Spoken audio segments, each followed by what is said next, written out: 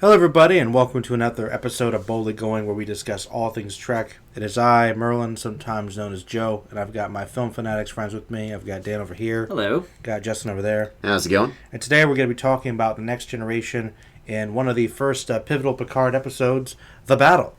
And I'm going to let Dan lead this one because I know he's a big fan of Picard. And I Ferengi. am. I do like Picard. Ferengi, I'm a bit hit or miss on. But yes, this is the second time in just a short amount of time we've seen the Ferengi. And in this episode, basically one of the Ferengi leaders comes to Picard and gives him a gift of a ship called the Stargazer that Picard had previous history with, whereas some bad stuff happened at Picard's hand.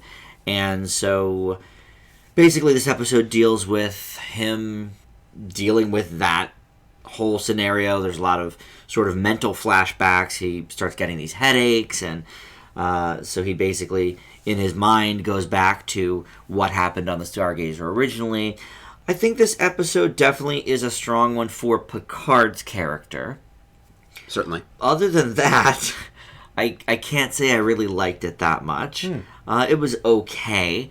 I think that we're still not really getting a lot of intel on a lot of these other people that we later come to know and love. Data, hardly nothing. Geordi LaForge, I mean, pretty much was benched. he even in this episode? Wasn't like Worf's we saw whole obligation to like hold something? Yeah, Worf. Yeah, hold this, please. Troy helped out in this one. Yeah, Troy helped out a little bit. Gates is okay. Yeah. Riker, helps out a little bit. But It's a Picard show. it's the Picard show, which is okay.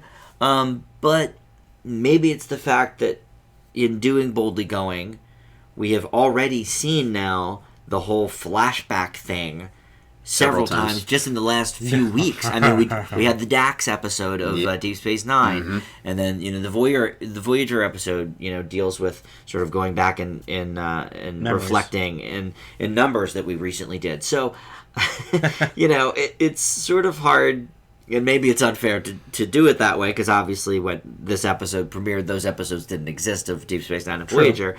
But for me, it seems like a retread. I like that Picard is at the helm of it, because I love a good Picard, but also, again, with the Ferengi.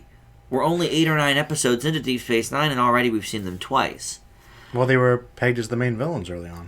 I understand that. Seriously? And Yeah. Oh, yeah. I think you told us that earlier, yeah. Just because they wanted to get away from some of the classic the Klingons villains. and Julia Roddenberry wanted to implement them and said, hey, I want to try these guys out. And to me, they're just not as strong as some of the others. Well, they're not that threatening. No, they're not. Also, the idea of this episode sort of falls apart immediately when your enemy knocks on your door and says, "Oh, I have a gift of a ship where a bunch of people got murdered that you destroyed our ship. You destroyed our ship." So it just seems like it's clearly no hostility. How is Picard here. not onto that? To be fair, Dan, the idea of the Federation is to bolster peaceful relations with other civilizations, and Ferengi included. I understand, but it seems like a bonehead move to me. It's a little bit bad in terms of plot. I leave the battle with a B-. You know what, Justin? I'll actually let you go last. All right, very interested. I want to just add it, mostly because you paused there, and I was like, what? No, we'll mix it up. I'll tell you what I think about the battle. Go for it. I'm actually in pretty much agreement with Dan on this one. I think that this one is very important historically for the series because it's really a first time we get to see something interesting about Picard. Now, I still think that overall, Patrick Stewart's still kind of finding his way into this character. Like, it's not fully the awesomeness of Picard yet, but it is very pivotal. And I think, actually, Kirk had a similar episode called Obsession, which is very similar, dealing with something that happened in the past. And I like those type of stories where you learn something about the character's past and find out what motivates them in the decisions of the future. And so we learn about reasons why Picard hates the Ferengi, which does come up more in probably early seasons. And I think the Ferengi, even though they overall are not as threatening as villains, I think that certain Ferengi can be, and I think that the Ferengi here pose more of a threat than they generally do because of that personal connection. Like, obviously, they know what they're doing is going to stab at Picard in some way, which for a Ferengi, got to give him some credit. That's actually thinking outside the box. Yeah, sure or enough. the starship in this case. Fighting psychologically for a change. But yeah, I agree. I think most of the other characters don't really get a whole lot to do, but the performances are okay. It's just very centric on Picard and perhaps too centric. I think it's good, but definitely could be a lot better. Leave it with a B- as well. Well, this is one that I want to say is better than most of the Next Gen that we've watched. It's true. Though it's probably not saying much. I know. Certainly better than the last Ferengi outing, which I don't think was as bad as Dan thought it was. But No, yeah, I definitely agree it's better than that train wreck. You have to admit, Justin, you do miss the laser whips, though. You do. Oh, well, you got me, Joe. Yeah. But no, this is an episode I think that is okay for being for shedding some light on this. Like, there was an episode a while back where we sort of got a little bit of hints at what was coming next. We got a brief look at Tasha Yar's backstory, which I'm sure is going to come up in later episodes, but A little bit. a little bit. Okay, that's fair. And I'll admit the majority of the ensemble gets a little bit benched for this one. Wesley, I kind of wish more so, particularly when he comes in conveniently in the last 40 minutes to come up with an inevitable solution. That's what he does. Thank you, Roddenberry. Oh, come on. Hey, that was a sharp shirt he had on, though. Fresh, man. He was That fresh. That might very well have been the most hideous sweater I've ever It was seen. But bad. Hey, I don't know if I told you guys the rule, but there's a rule in Star Trek that in the Federation, Starfleet, Star Trek timeline, the uniforms look great.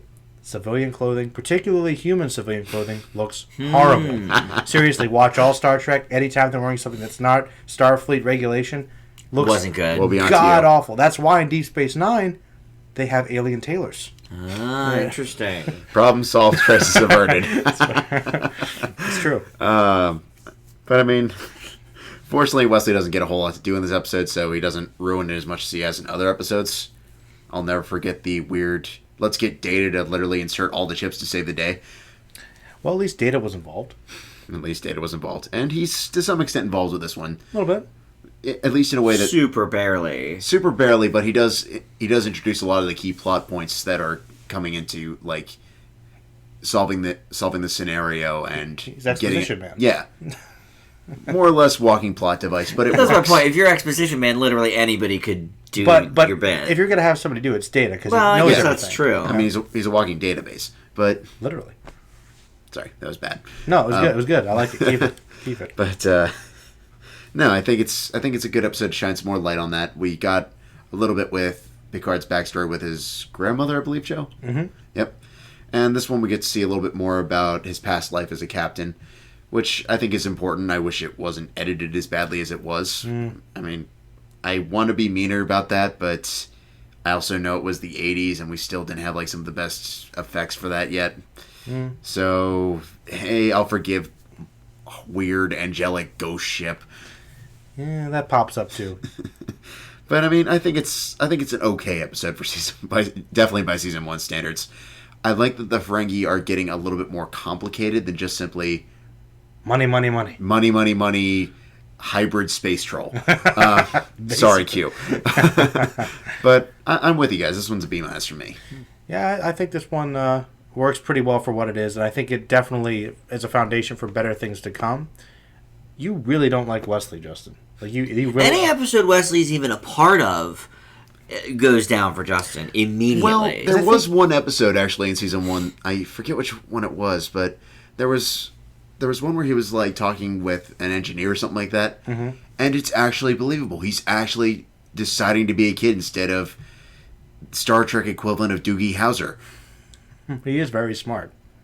That's what it is. It's like, okay, you're actually addressing the fact that you do not, in fact, know everything, and that's actually kind of cool. Well, to be fair, he is shown as not being totally fallible. You know, they'll have issues. You know, later on. he is smart though, He'll make mistakes. You know, and he likes to show it. That's the thing, and admittedly, that might not be the most likable portrayal, but that's just the way his character is. He's proud of. He wants to help. At the very least, he wants to function. And in that look, his sense. mom is a doctor, so he's trying to, make her proud, whatever. You know, I mean, it's like I could see him being annoying. I think the character makes a lot of sense. I know you find him horribly annoying, but I think he makes sense. yeah, I can see. I it doesn't mean, make a whole lot of sense. I don't think he should be nearly as annoying as he is, but I think it's more or less the fact that, like, the past couple episodes has been like, okay, we need to wrap this up. Wesley knows the answer. That's just probably a writing issue. Yeah. More than anything. And I mean, like I said, there have been episodes like the one I mentioned where they actually do play up the whole boy thing, and it works. Mm-hmm. And I don't hate Wesley as much as you might think, but the whole like let's keep hitting home. Oh, he's a boy genius over and over and over again is getting tiresome.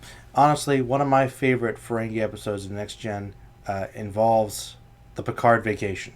So, Oh my goodness, it's Is really, Wesley on that vacation? sounds glorious already. he'll be happy because he's on a vacation from everything. Picard literally okay. goes on vacation, pretty much exactly what you're picturing.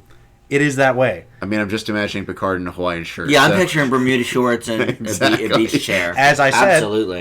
said, exactly what you're picturing. Okay. It goes to the pleasure planet of Risa, and hijinks ensue, and of course, Ferengi involved with that as well. But it's more amusing in that sense. So I think that's where they decide they know what they're going to do with the Ferengi. Here, and you'll see with Deep Space Nine, it's possible for Ferengi to be threatening, but it's more Not of in a the same rarity. way. No, not in the same over-the-top way. Ferengi really are just better utilized in DS9. But by that point, they had figured out what to do with them. So your hatred of the Ferengi... I'm not a fan, yeah. Well, what about Quark, though? He's cool. Well, Quark is fine, but in terms of Next Gen, I'm not a fan. Well, that's understandable. They're pretty cheesy.